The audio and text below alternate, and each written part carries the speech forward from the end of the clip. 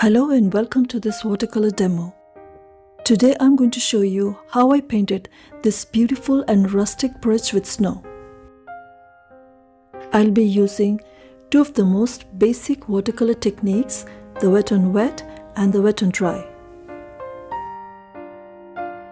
And you will see towards the end of this video how a simple glazing, which took me less than a minute to do, can make a huge difference in your final painting.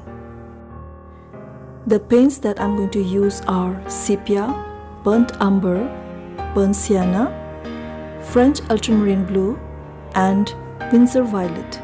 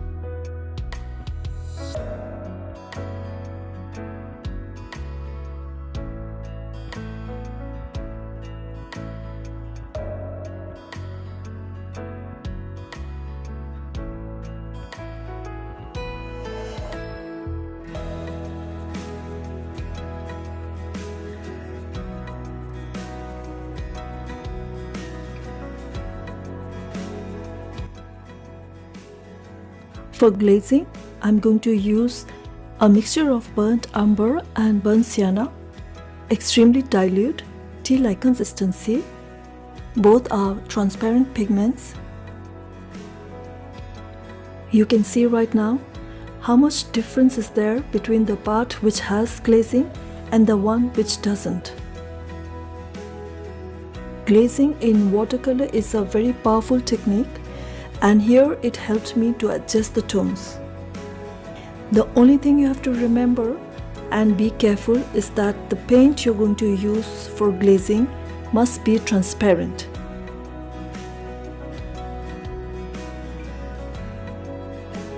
And here's the finished painting. I hope you enjoyed this demo and hopefully got some value from it. The links to the free line drawing and the reference image are given in the description box below. Please like, share and subscribe if you haven't already. And YouTube thinks that you're going to enjoy this next video that popped up on your screen. See you there.